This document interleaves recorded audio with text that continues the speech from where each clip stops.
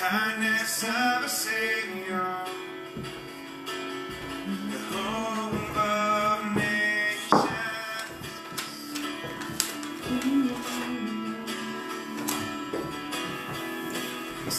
Es-tu là? Tu connecté? Déjà, on a tout le monde déjà. He is mighty to save forever, author of salvation. He rose and conquered the grave. Jesus conquered the grave.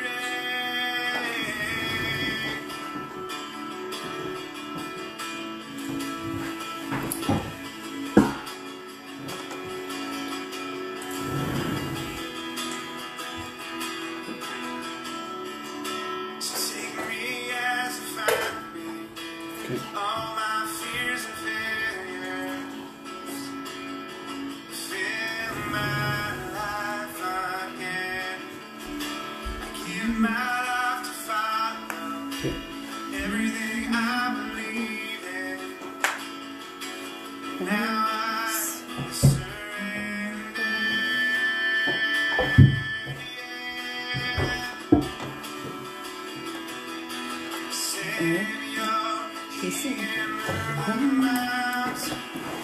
My God is mighty to save. He is mighty to save forever. Author of salvation. He rose and conquered the grave. Jesus conquered the grave. Savior, He and Mother Mountain. Our God is mighty to save. He is mighty to save forever. Author of salvation. He rose and conquered the grave. Jesus conquered the grave. Oh.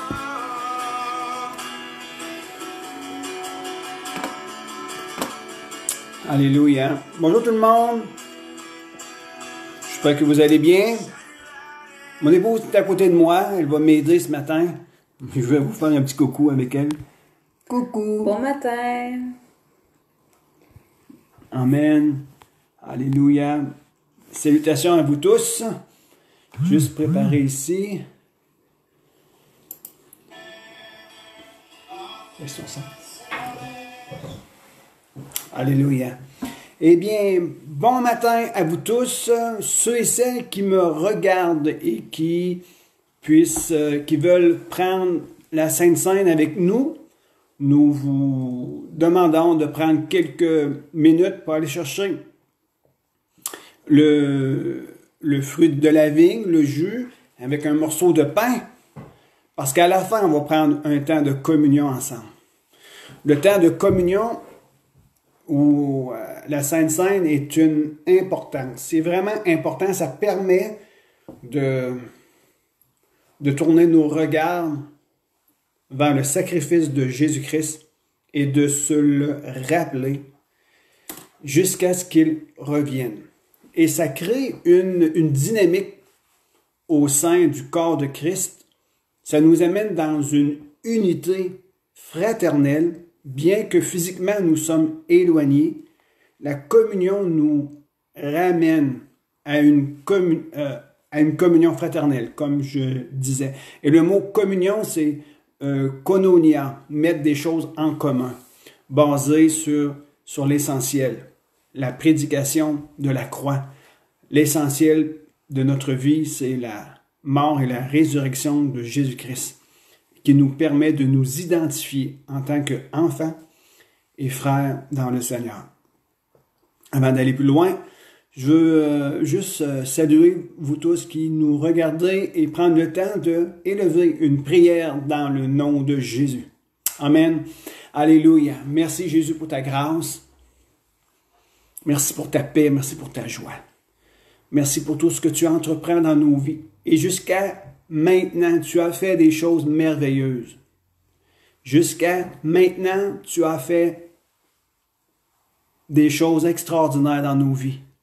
Tu es toujours à l'œuvre. Par ton Saint-Esprit, tu es toujours à l'œuvre dans nos cœurs. Et je veux te remercier pour cela. Et actuellement, nous nous plongeons vers le futur. On se demande que vas-tu faire dans le futur? Quels seront les jours à venir pour nous? Et dans cela, nous ne sommes pas inquiets. Nous ne sommes pas pris au dépourvu. Et nous ne nous inquiétons pas pour le lendemain. Car aujourd'hui, tel que tu as dit, aujourd'hui suffit sa peine.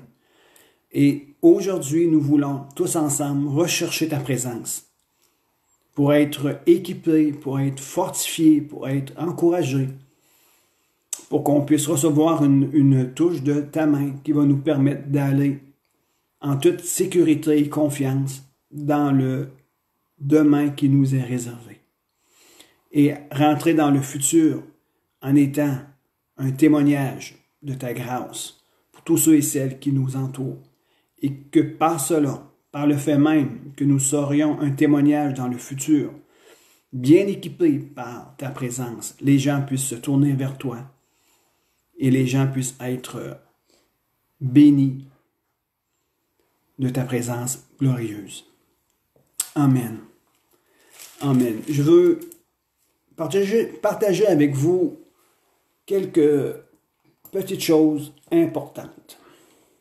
C'est un message que je vais appeler, c'est un message qui est donné à l'ensemble de l'Église, à l'ensemble de ceux qui nous regardent et de ceux qui nous écoutent, mais c'est un message qui est pointé personnellement vers un cœur qui cherche Dieu en plus grande profondeur dans leur vie personnelle.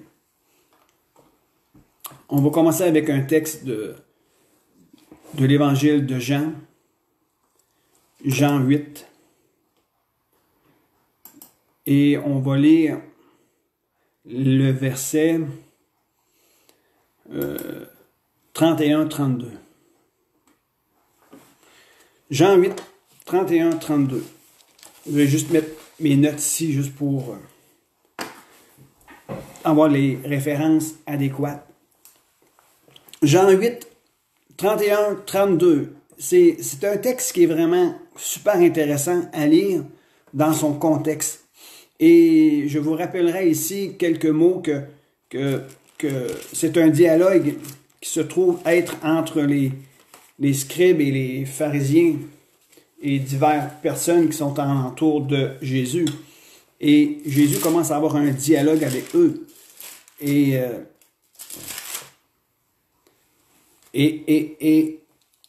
c'est le dialogue que Jésus affirme sa mission face à ses interlocuteurs. Et Jésus dit, si vous m'auriez connu, et si vous auriez connu mon Père, vous saurez que mon témoignage est vrai. Vous saurez que ce que j'ai dit, c'est vrai. Et à un moment donné, on va aller dans le contexte de Jean 8, 30, il dit, comme il parlait ainsi, plusieurs crurent en lui. Jésus dit alors aux Juifs qui avaient cru en lui. Là maintenant, le dialogue est orienté vers ceux qui ont cru dans son témoignage.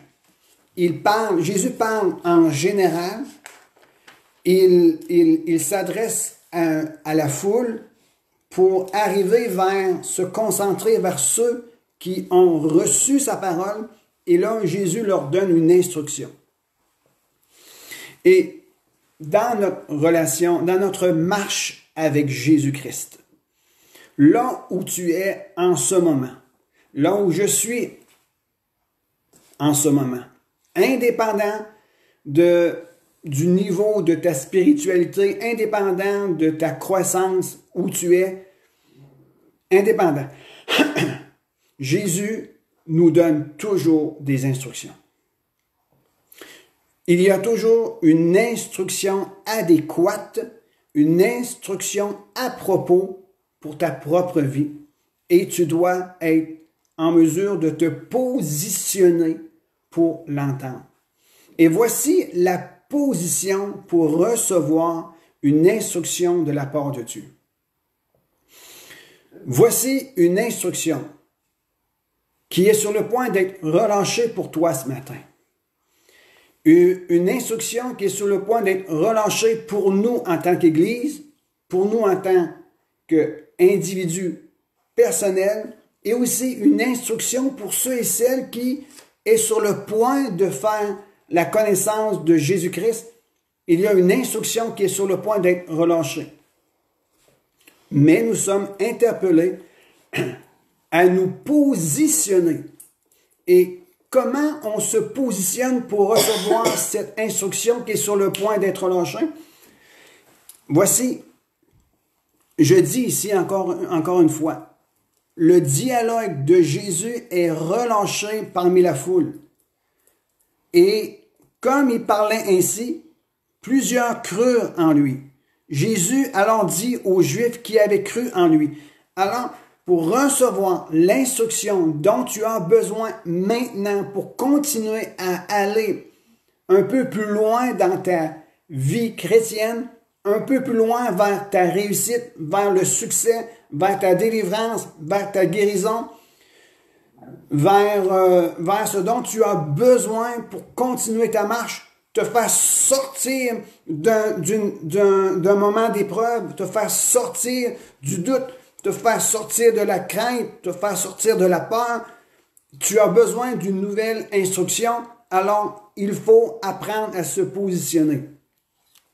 Hier, j'ai dit dans mon intervention de 6h30, lorsque nous frappons un plafond dans notre vie et que tout se bouscule à l'intérieur, ce n'est pas un moment pour se décourager ou perdre espoir. Non, c'est un moment qui nous interpelle il y a un changement de saison qui nous est proposé dans notre vie.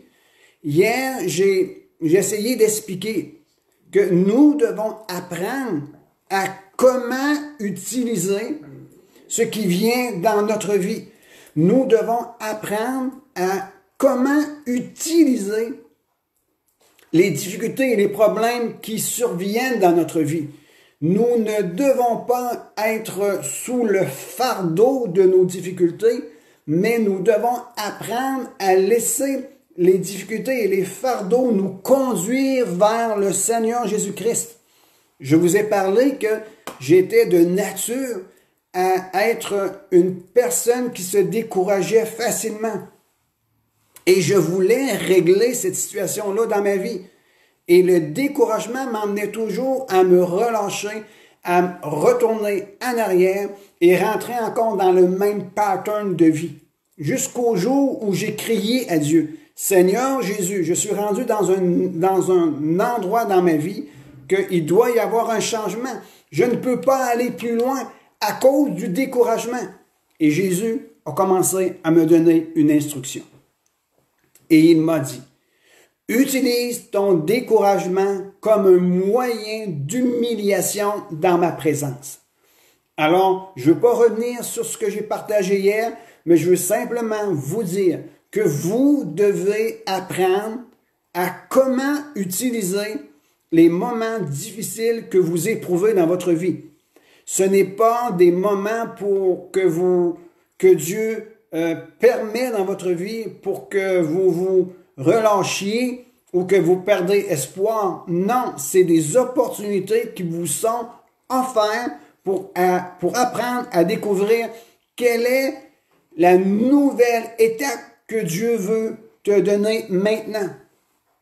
Ceux et celles qui sont malades, tu ne dois pas t'abattre sur la maladie, mais tu dois aller chercher la nouvelle étape qui t'est proposée au milieu de ta maladie. Et la prochaine étape qui se trouve devant ta vie dans la maladie, c'est la guérison. Celui et celle qui sont dans des problèmes financiers et qui sont sous la lourdeur de dettes, la prochaine étape, c'est quoi? C'est « Et mon Dieu pourvoira à tous mes besoins avec gloire selon sa richesse en Christ Jésus ». Il y a toujours une seconde étape à ce que tu es en train de vivre maintenant. Lorsque tu frappes un plafond dans ta vie spirituelle, c'est que cette saison-là maintenant, elle est terminée et tu dois rentrer dans la nouvelle saison que Dieu te propose maintenant. Et comment on fait cela pour faire une transition? C'est que nous avons besoin de l'instruction spirituelle dans notre vie. Et nous devons nous positionner pour recevoir ces instructions.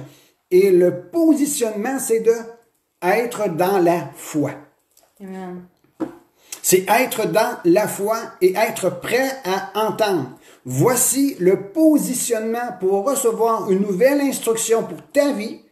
C'est que tu sois dans la foi et que tu entends. Voici, je reprends ici des versets que je viens de lire. Jean 8, 30. Comme il parlait ainsi, plusieurs crurent en lui. Alors Jésus dit aux Juifs qui avaient cru en lui. Voici, Jésus est sur le point de lâcher une instruction. À qui? À ceux qui sont positionnés. Ils ont tendu l'oreille, ils ont ouvert leur cœur, ils ont cru à ce que Jésus disait. Vous devez croire maintenant que là où tu es rendu, il y a un appel qui est là, qui est placé au-dessus de ce que tu vis maintenant. Et tu dois croire qu'il y a quelque chose de plus grand pour toi. Amen. Alors Jésus dit, si vous demeurez dans ma parole, vous êtes vraiment mes disciples. Vous connaîtrez la vérité et la vérité vous rendra libre. Ici, il y a beaucoup de choses à dire ici. Mais je ne veux pas m'arrêter sur ces choses, je veux aller un peu plus loin. Les disciples ont commencé à entendre que Jésus était la vérité. Et il dit, si vous recevez mon témoignage, vous allez reconnaître que je suis dans le Père. Je sais d'où je viens et je sais où je m'en vais. Jésus donnait un témoignage de lui-même. Alors, ça l'a ouvert la capacité de croire en lui et Dieu a donné une instruction. Je veux maintenant aller dans 1 Jean 2. 1 Jean 2. Je vais vous donner un encouragement ici. 1 Jean 2, et c'est dans le contexte de 18 à 27, mais pour le besoin de la cause aujourd'hui, vu que le temps avance vite, je vais aller sur le verset 24 immédiatement. Je vais lire au verset 23 avant tout. Quiconque nie le Fils n'a pas le Père. Celui qui confesse le Fils a aussi le Père. Pour vous, ce que vous avez entendu dès le commencement doit demeurer en vous. Si ce que vous avez entendu dès le commencement demeure en vous, vous aussi, je pense que j'ai manqué quelques mots. Je vais reprendre le verset 24 si vous me le permettez. Pour vous, ce que vous avez entendu dès le commencement doit demeurer en vous. Si ce que vous avez entendu dès le commencement demeure en vous, vous demeurez, vous aussi, dans le Fils et dans le Père. Ce qui doit demeurer en nous, c'est l'expérience, c'est l'enseignement que nous avons reçu dès le commencement. Ça doit demeurer en nous comme un trésor. Jésus a dit aux Juifs qui avaient cru, si vous demeurez dans ma parole, le mot ici, si vous demeurez, si vous restez, c'est prendre du temps pour s'arrêter, prolonger, loger. Si vous demeurez, si vous logez dans ma parole, eh bien, cette parole-là, alors vous allez être vraiment mes disciples. Ici, le mot disciple, c'est quelqu'un qui se tient au pied d'un maître pour recevoir l'instruction. Mais il peut y avoir différentes catégories de disciples. Il y a des disciples qui viennent juste occasionnellement. Ils viennent, ils reçoivent une instruction, une recommandation, et ils repartent. Il y a des disciples qui sont un peu plus assidus. Ils viennent, ils entendent, et ils repartent et ils reviennent. C'est comme un cycle dans leur quotidien, dans leur semaine. Mais il y a d'autres disciples qui, eux, s'attachent volontairement à leur maître et ils mettent tout de côté. C'est exactement ce que Jésus a aussi enseigné.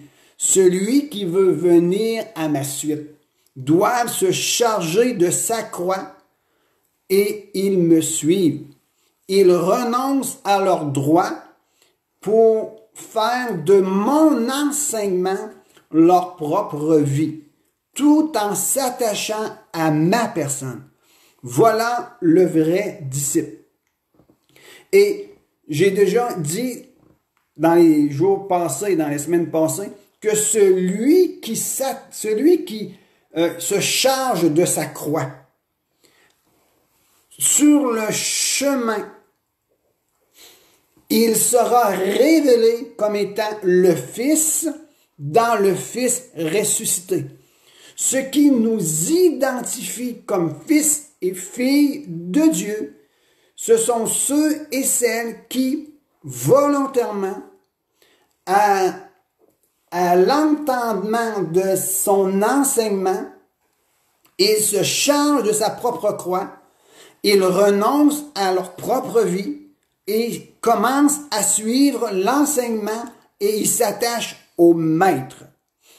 Et tous ceux et celles qui agissent de cette manière-là, conduits par l'Esprit, ils sont rendus fils de Dieu. C'est ce que Romains 8 nous dit.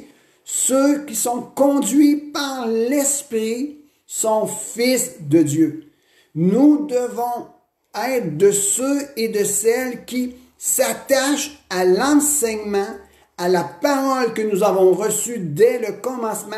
On s'attache à l'enseignement pour prendre notre maître comme notre Seigneur. On se charge de notre croix, et on suit Jésus de plus en plus près. Je ouvre encore une parenthèse ici. Le fait de se charger de la croix, de notre croix, nous identifie comme fils dans le Fils ressuscité. Et le fait de se charger de notre croix, il y a une puissance qui s'active en nous. Et c'est la puissance de la résurrection qui nous permet d'aller un peu plus loin chaque jour dans la vie du croyant. Amen. On continue ici. Lorsque nous parlons, Jésus dit, vous devez demeurer dans ma parole. Vous devez loger. On doit prendre comme logement sa parole. Nous devons habiter dans sa parole. Et la Bible, nous l'avons lu tantôt, celui qui demeure dans l'enseignement que nous avons reçu dès le commencement, et que cet enseignement demeure en lui, eh bien, le Fils et le Père demeurent en lui et nous demeurons dans le Fils et dans le Père. Et en ce moment-là, vous allez connaître la vérité. Et cette vérité va vous rendre libre. Si le Fils vous affranchit, si le Fils vous rend libre, vous êtes réellement libre. Alors, je veux vous parler du mot « vous connaîtrez ». Vous connaîtrez la vérité et la vérité vous rendra libre. Ici, le mot connaître, c'est savoir, c'est comprendre, c'est sentir, c'est venir à la connaissance de. Et le mot qui est utilisé, parce que dans la Bible, lorsqu'on parle de connaître, il y a 4 mots grecs. Je vais vous en parler de 2. Et ici, Jésus utilise le mot « vous connaîtrez ». Vous allez avoir une connaissance fondée sur une expérience personnelle. Le mot, c'est « génisco ». Excusez-moi, il y a quelqu'un qui a essayé de m'appeler sur Messenger. Alors, vous êtes là, oui? Parfait. Jésus a dit à ceux qui ont cru en lui, basé sur un discours qu'il a fait précédemment. Il dit, si vous demeurez dans ma parole, vous êtes vraiment mes disciples. Et à ce moment-là, vous connaîtrez la vérité et la vérité vous rendra libre. Connaître ici est un mot de connaissance relationnelle. Ce n'est pas percevoir les choses selon les yeux ou comprendre quelque chose en particulier ou être versé dans une instruction telle que le mot utilisé dans Jean 8, verset 19, qui dit que le mot c'est « I do ».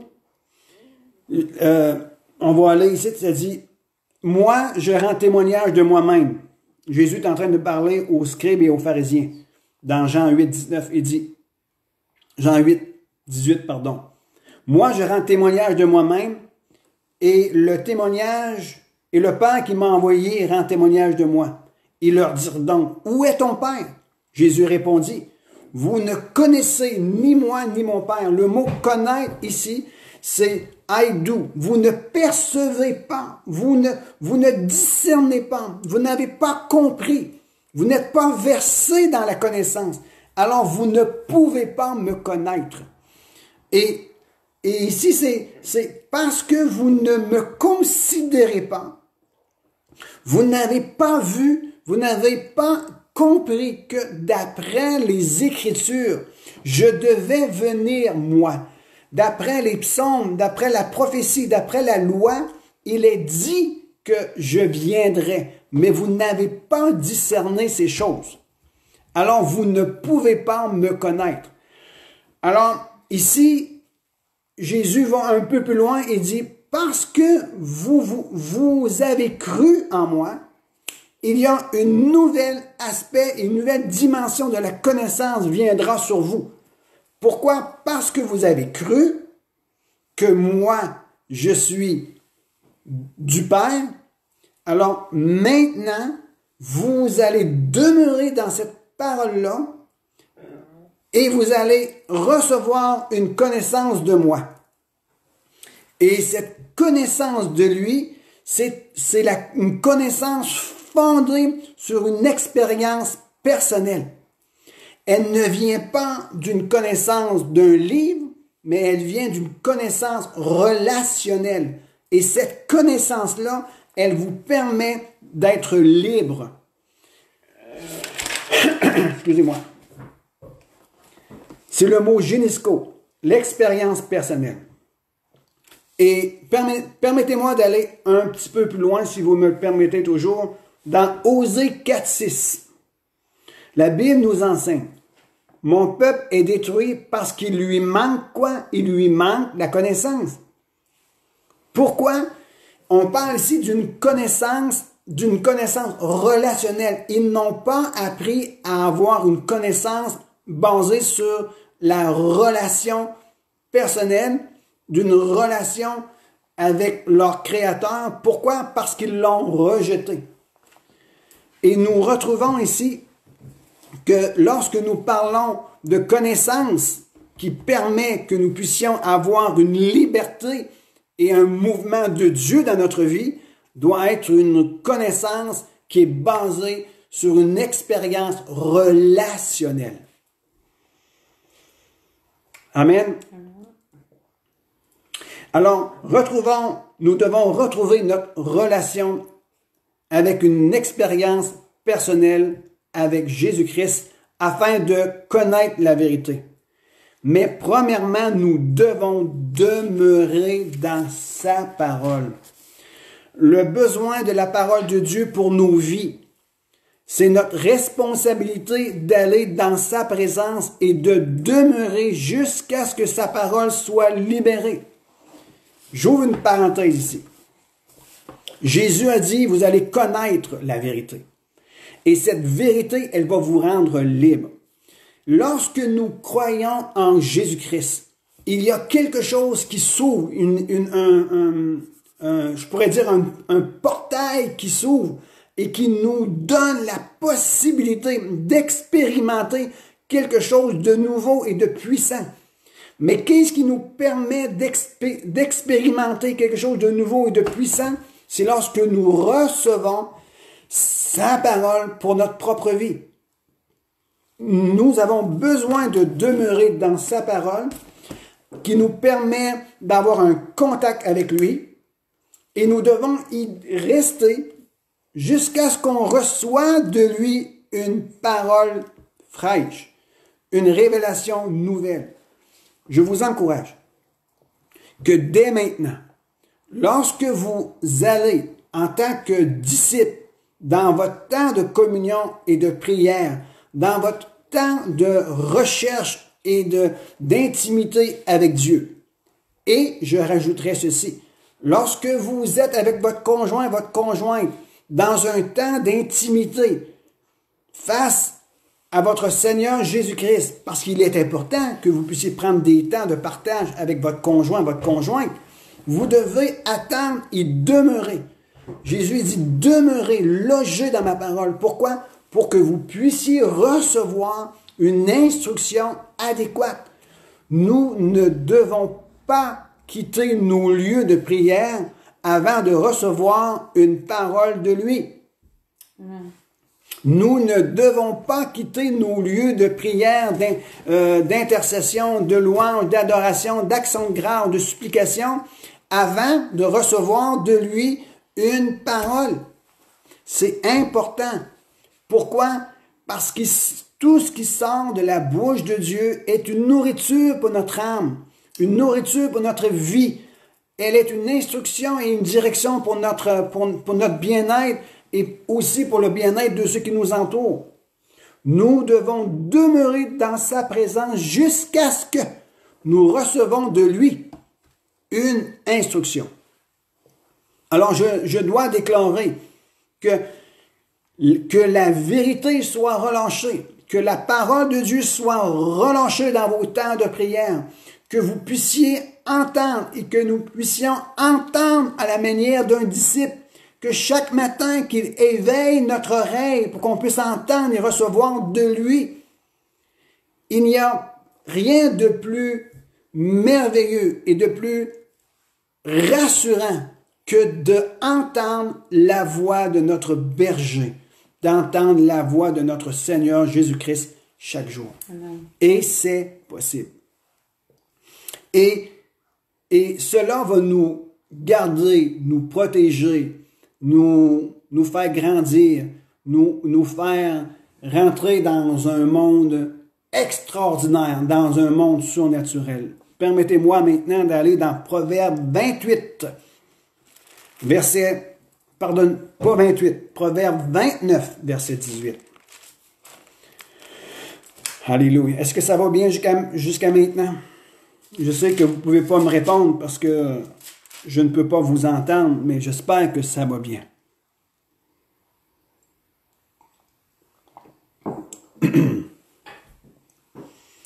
Le Proverbe 29, verset 18.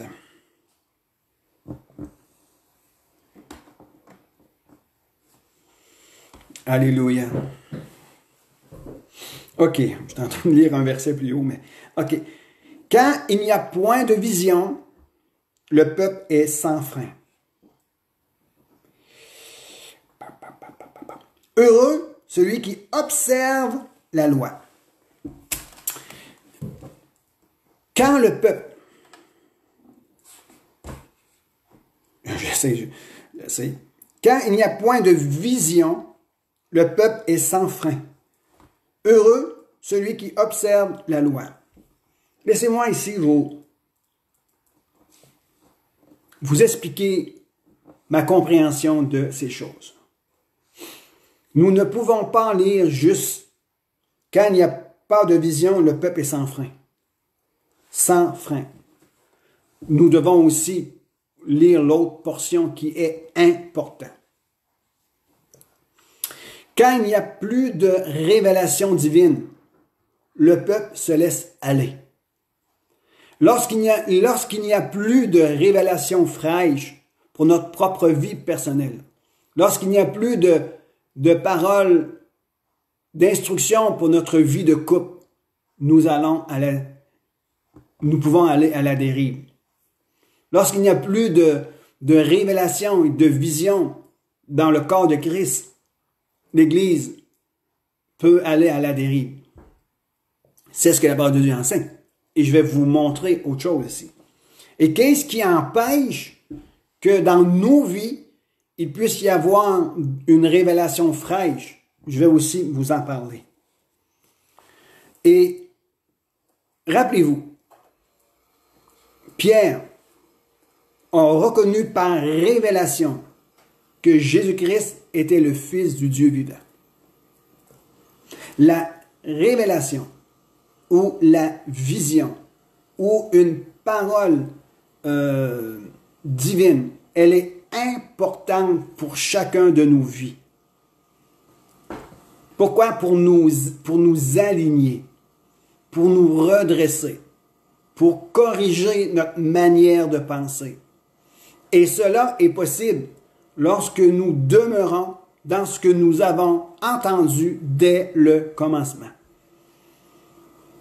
S'il y arrivait un jour dans ma vie ou dans ta vie qu'il n'y a plus ce courant d'eau fraîche qui coule dans ton âme, s'il n'y a plus de révélation qui vient dans notre vie, nous devrions immédiatement revenir à la base, revenir à ce que nous avons entendu dès le commencement et remettre nos cœurs bien disposés dans sa présence et lui demander, Père, pardonne-moi. Il y a quelque chose qui ne fonctionne plus dans ma vie. Je ne reçois plus de cette eau vive pour mon âme. Je vis et ma vie spirituelle est sèche. Il n'y a plus de mouvement en moi. Je suis déboussolé. Je n'entends plus ta douce voix. L'apôtre Jean nous a dit, il dit, revenez, gardez ce que vous avez reçu dès le commencement, revenez à la base. Je me dois de revenir à la base. Pourquoi? Pour réactiver le mouvement de l'Esprit de Dieu dans ma vie et de me permettre de voir à nouveau ce que Dieu a fait pour moi. Amen. Vous devez réactiver ce que Dieu a fait pour vous dans votre vie. Souvenez-vous ce que Dieu a fait pour vous. Rappelez-vous du commencement de votre vie, de votre attachement avec Dieu, afin que le mouvement de l'Esprit soit réactivé et que vous puissiez être bien disposé à recevoir de sa révélation fraîche maintenant. Alors, la Bible nous dit que lorsqu'il n'y a plus de révélation divine, on se laisse aller tout bord et tout côté. Et on parle que l'importance de recevoir une parole à propos, une parole de l'Esprit pour nos vies, c'est pour nous garder alignés avec le cœur du Père. Je veux aller un petit peu plus loin. Je veux vous parler d'une expérience dans la vie de Pierre. Dans Jean 20. Je veux vous parler d'une expérience qui peut être la tienne. qui peut être la mienne aussi. Et elle est la tienne, et elle est la mienne à un certain niveau. Dans Jean 20, verset 22. C'est dans le contexte que Jésus, après sa résurrection, et que les disciples étaient confinés dans une pièce parce qu'il avait peur des Juifs, parce que c'était quelques jours après que Jésus soit mis mort à la croix, les disciples se sont confinés dans un lieu. Je vais vous lire ici. Le soir de ce jour, on parle du jour de la résurrection, qui était le premier de la semaine. Les portes des lieux où se trouvaient les disciples étaient fermées, par la crainte qu'il avait des Juifs. Jésus vint et debout au milieu d'eux, leur dit que la paix soit avec vous. Quand il eut dit cela, il leur montra ses mains et son côté. Les disciples se réjouirent en voyant le Seigneur. Jésus leur dit de nouveau que la paix soit avec vous. Comme le Père m'a envoyé, moi aussi je vous envoie. Nous voyons ici un ordre de mission. Tous ceux et celles qui sont en relation avec Jésus-Christ, maintenant, Dieu, par l'Esprit, vous a donné et m'a donné un ordre de mission. Après ces paroles, il souffla sur eux et leur dit, recevez l'Esprit Saint. Et nous voyons dans Luc 24, à peu près un contexte similaire, qui dit que, et Jésus leur ouvrit l'esprit pour qu'ils comprennent. Alors, pour comprendre quoi? Qu'ils comprennent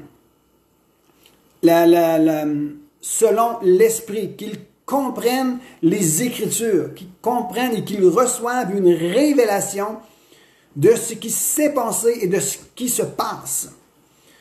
Ceux à qui vous pardonnerez les péchés, ils leur seront pardonnés, et à ceux que vous les retiendrez, il leur sera retenu. Nous voyons ici il leur donne non seulement un ordre de mission, mais il leur donne aussi une autorité, et il vient par son esprit ouvrir leur intelligence. Lorsque nous venons à Jésus-Christ et que nous croyons en lui, Jésus-Christ nous donne le Saint-Esprit dans nos cœurs pour qu'on puisse comprendre et réaliser. Et ici, lorsque nous avons réalisé notre besoin de recevoir Jésus-Christ, il est venu habiter dans nos cœurs et nous appelons cela la nouvelle naissance. Notre esprit, est rendu capable maintenant de comprendre et de rentrer en une relation d'intimité avec Jésus-Christ. Voyons maintenant Jean 21, un peu plus bas. Nous avons vu, et je suis en train de vous expliquer l'expérience de la vie de Pierre. Il a reçu la révélation que Jésus-Christ était le Fils du Dieu vivant. Ici, un peu plus loin, il reçoit l'Esprit en lui pour qu'il puisse comprendre davantage. Certains s'entendent pour dire, certains commentateurs disent que c'est de là que les disciples sont nés de nouveau. Ils ont reçu maintenant Jésus-Christ par son esprit en eux. Bon, ici, je ne veux pas faire un discours théologique, mais la compréhension, c'est qu'ils ont reçu le Saint-Esprit dans leur cœur pour comprendre. Et ils ont reçu un ordre de mission et ils ont reçu une autorité. C'est ce que nous voyons ici. Allons avec ce même Pierre. Jean 21. Après cela, Jésus se manifesta encore sur les bords de la mer de Tibériade. Voici comment il se manifesta. Simon-Pierre, Thomas, appelé Didym, Nathanaël de Cana, en Galilée, les fils de Zébédée, et 2 autres de ses disciples étaient ensemble. Simon-Pierre leur dit, « Je vais pêcher. » Ils leur dirent, nous allons nous aussi avec toi. Ils sortirent et montèrent dans la barque cette nuit-là et ne prirent rien. Voyez-vous, ce que je veux vous faire comprendre ici, bien que le disciple Pierre avait reçu une révélation et une compréhension dans son cœur, cela ne lui a pas empêché de retourner dans ses habitudes.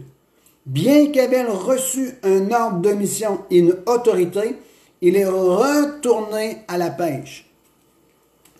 Ce que je veux vous dire par là, la nouvelle naissance ne nous donne pas nécessairement une ligne directionnelle dans nos vies, mais nous devons apprendre, dès notre nouvelle naissance, apprendre à suivre et à obéir. Laissez-moi vous ouvrir une autre parenthèse ici, et je la ferme rapidement. L'expérience seule ne suffit pas. L'expérience doit nous conduire à une autre expérience qui finira par établir une relation d'intimité avec Jésus. L'expérience en elle-même ne suffit pas. Il faut que de mon expérience que j'ai, il suffira de ton expérience que tu as pour te conduire dans une relation d'intimité avec Jésus. Si de nos expériences, cela ne nous conduit pas profondément en lui, l'expérience en soi tu as manqué le but de l'expérience. Est-ce que vous me suivez ici? Pierre avait eu l'expérience de la révélation que Jésus-Christ était le Fils de Dieu. Il a reçu l'Esprit pour comprendre les Écritures, et encore là, il est retourné à ses habitudes d'aller à la pêche. Il n'y a pas de mal de retourner à la pêche, mais comprenez bien ceci. Jésus leur ouvre l'esprit, il leur donne un ordre de mission, il leur donne une autorité, et au lieu de travailler avec ce qu'ils ont entendu et reçu pour aller en plus grande profondeur, afin de découvrir la prochaine étape, Pierre retourne à la pêche. Ce que je veux vous dire par là, c'est que bien que nous avons reçu Jésus-Christ dans notre cœur, cela ne nous donne pas une ligne directionnelle. Mais cela nous interpelle nous devons apprendre à suivre le Maître et à obéir. Et l'heure avance vite. Je veux vous expliquer mon point de vue ici. Je vais aller lire dans Acte 1. Je veux vous expliquer ce point ici. Que le fait de recevoir Jésus-Christ dans notre vie personnelle ne nous donne pas une ligne directionnelle pour notre vie. Elle nous a transportés du royaume des ténèbres dans le royaume de son Fils, dans le royaume de son amour. Nous sommes passés de la mort à la vie, oui. Nous sommes sauvés par grâce, par le moyen de la foi, oui. Mais maintenant, à partir de là, nous devons comprendre que ce n'est pas une ligne directionnelle, mais c'est le temps de rentrer à suivre le Maître et à prendre les instructions et à les appliquer dans notre vie par une obéissance. J'explique cela. Pourquoi? Parce qu'à partir de là, il y a quelque chose qui veut s'entrouvrir devant toi et c'est ce que tu dois saisir. Et je lis ça dans Acte 1, au verset 3. C'est à eux aussi qu'avec plusieurs preuves, il se présenta vivant, après avoir souffert, il leur apparut pendant 40 jours, en parlant ce qui concerne le royaume de Dieu. Comme il se trouvait avec eux, il leur recommanda de ne pas s'éloigner de Jérusalem, mais d'attendre la promesse du Père, leur dit-il.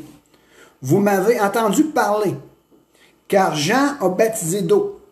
Mais vous, dans peu de jours, vous serez baptisés d'Esprit Saint. Voyez-vous, ici, les disciples avaient reçu la révélation que Jésus-Christ était le Fils de Dieu. Et un peu plus loin, après sa résurrection, Jésus est apparu à eux sous différentes manières. Il a parlé dans leur cœur.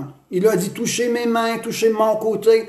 Il a même soufflé sur eux pour qu'ils puissent recevoir l'Esprit, pour que leur esprit et leur compréhension soient ouvertes. Et je reviens ici, certains commentateurs disent que c'est de là que les disciples sont nés de nouveau. Mais laissons simplement l'idée de c'est là que l'Esprit s'est révélé à eux et qu'ils ont amené la compréhension de l'Évangile et qu'ils ont reconnu que Jésus était leur Seigneur. Et qu'est-ce que Jésus a dit? Maintenant que vous savez ces choses, maintenant que vous avez reçu l'Esprit en vous, laissez-vous être guidés, marchez par l'obéissance et allez maintenant dans un endroit où ce que vous allez expérimenter pour votre propre vie la puissance survenant sur vous. Est-ce que vous me suivez ici? Et si on comprend cela, que la nouvelle naissance nous permet de rentrer dans une relation avec Jésus-Christ et le disciple doit apprendre à marcher et apprendre à obéir afin d'aller obtenir par la foi ce qui a été promis.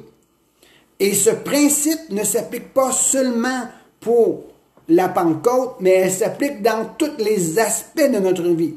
Là où tu es rendu maintenant et que tu sembles que tu as frappé un niveau où ce que tu ne peux pas aller plus loin, tu dois revenir de ce que tu as entendu dès le commencement. Reviens à ton Jésus. Reçois une instruction de sa part. Marche avec cette instruction. Obéis à la parole. Ce qui va t'ouvrir à la promesse et de posséder ce que Dieu t'a déjà promis.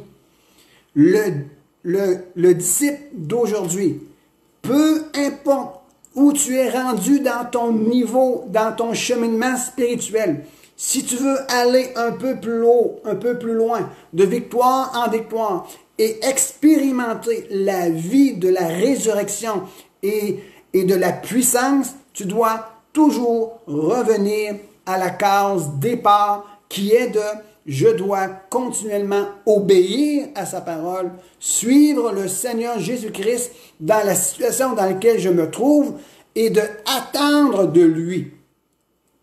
C'est un principe de base qui est important indépendamment de où tu es. N'oublie pas d'où tu es parti.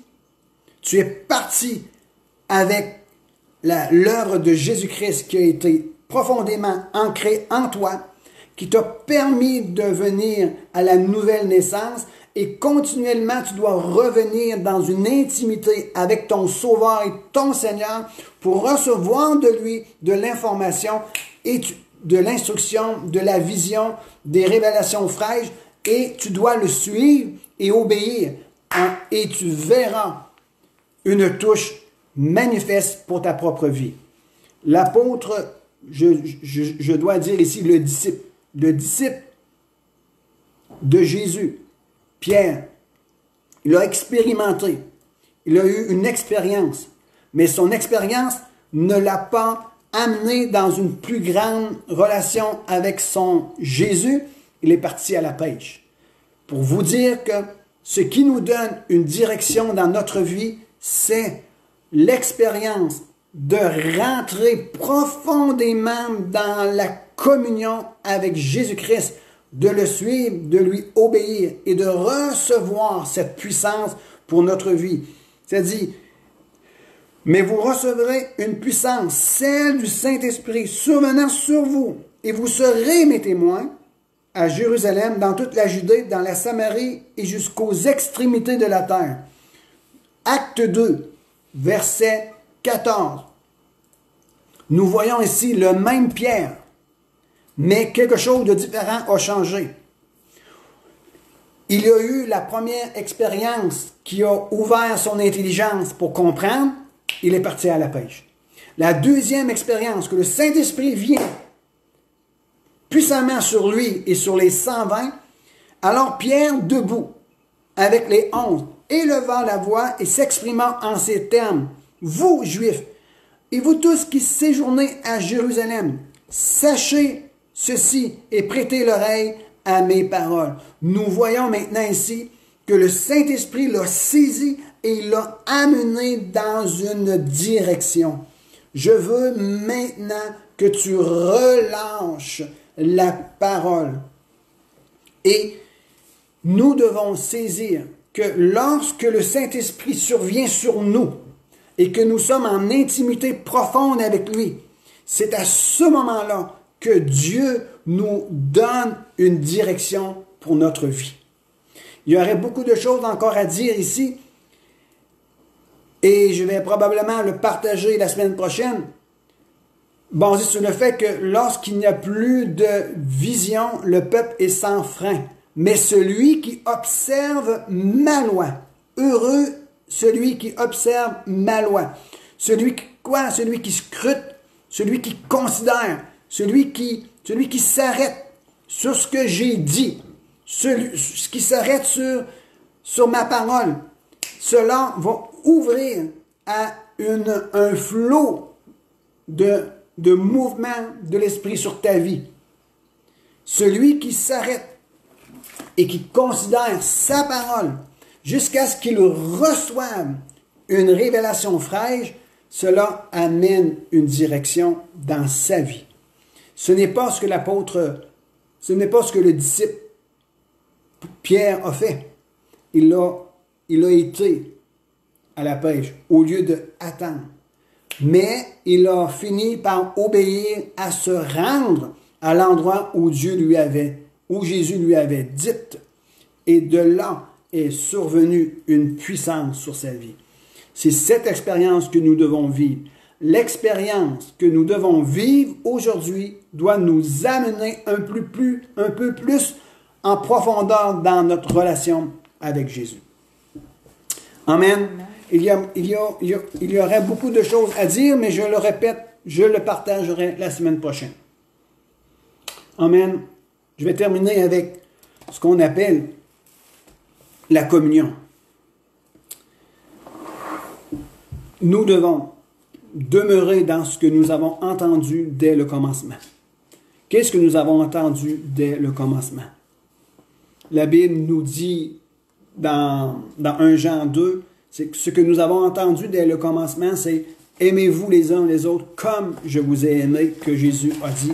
Et la manière que Jésus nous a aimés, dans Jean 13, il a dit « Il aima les siens à l'extrême qu'il alla mourir à la croix. » Il alla partager sa vie et payer de sa vie comme une rançon pour le pécheur. Il est venu nous racheter par le sacrifice de Jésus-Christ à la croix, par son corps transpercé et son sang versé. Il nous a rachetés à lui. Et n'oubliez pas, lorsque son côté a été percé, le sang et l'eau ont jailli.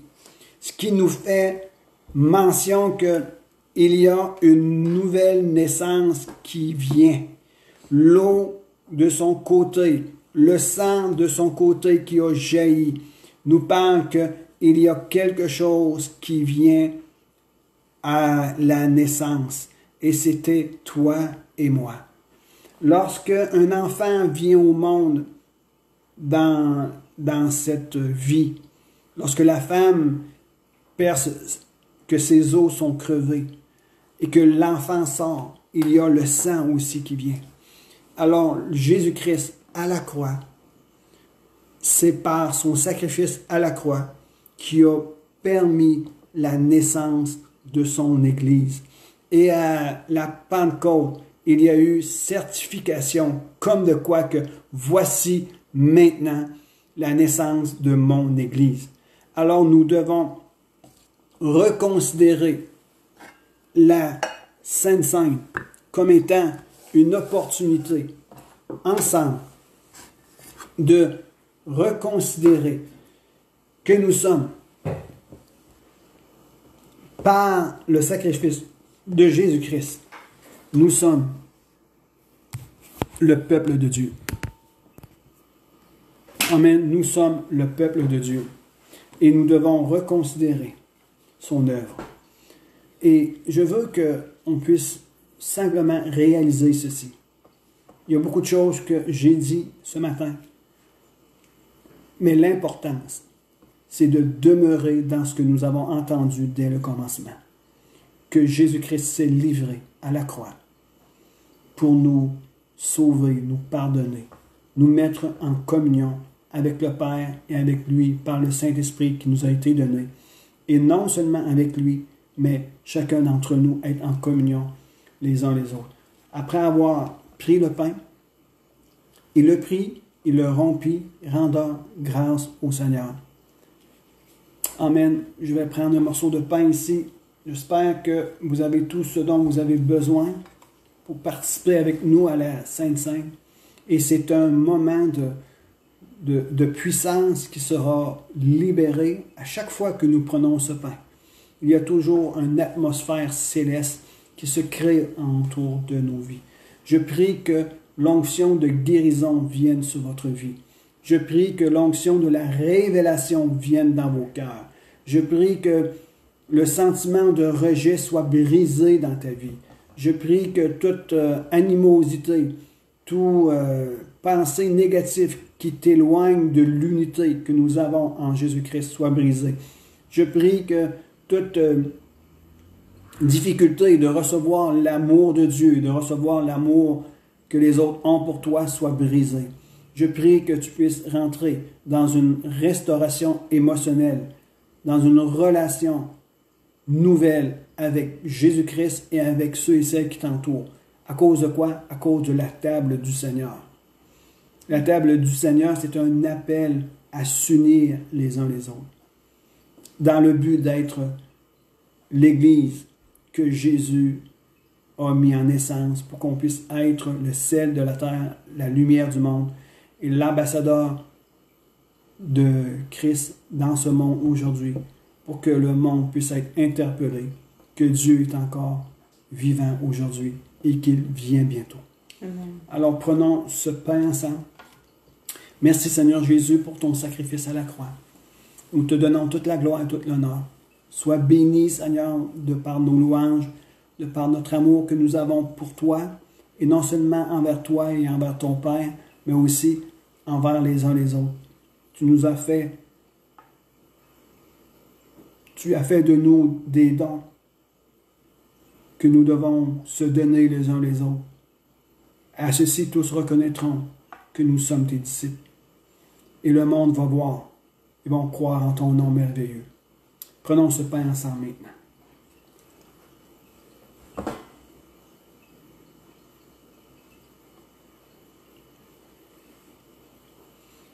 Merci Jésus.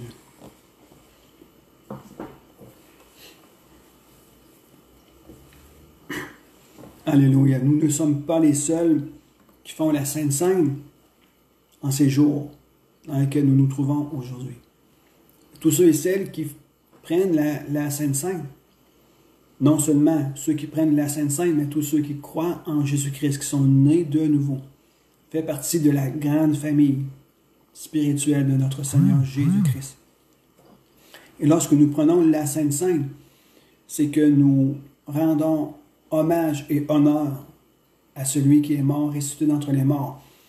Et on fait en sorte que dans le monde, dans le milieu spirituel, dans le monde spirituel, c'est que l'Église, les frères et sœurs s'unissent ensemble et Dieu nous voit à la grande table et il se réjouit. Et il est prêt à déverser sur son Église de nouvelles grâces, de nouvelles révélations. Seigneur Jésus, par cette coupe que nous prenons ensemble, le sang de cette nouvelle alliance, nous rentrons en alliance avec toi et nous prenons en tant que fils et filles de Dieu nos responsabilités et nous réclamons que tu nous donnes la grâce nécessaire pour continuer à vivre et à marcher selon un fils et une fille de Dieu en ce monde. Tel tu es, Jésus, maintenant, tel nous sommes dans ce monde aujourd'hui. Et que ce sang nous guérisse, nous amène dans une sanctification, dans une prise de conscience de ta présence encore plus grande. Prenons la coupe ensemble maintenant. Alléluia. Merci Jésus.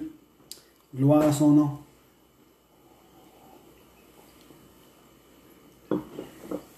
Alors, merci Jésus pour cette grâce qui nous fait chaque jour. Et pour conclure, une seule parole que je vous dis aujourd'hui, demeurez dans ce que vous avez entendu dès le commencement. Fondez votre vie sur la révélation que Jésus-Christ est le Fils du Dieu vivant et qu'il est venu pour te sauver et que tu es son enfant, tu es sa fille et que tu dois aller un peu plus profond dans la relation et que tu ne dois jamais perdre de vue la nécessité d'entendre Dieu te parler maintenant. Et s'il y a quelque chose qui ne fonctionne plus bien dans notre vie spirituelle, revenons à ses pieds et demandons qu'il nous déverse sur nous sa grâce, qui ouvre nos yeux, ouvre nos oreilles. Et si nous avons besoin d'une nouvelle direction dans notre vie, il est possible de la recevoir lorsque nous rentrons dans une communion par l'Esprit aux pieds de Jésus en déversant et en ouvrant nos cœurs.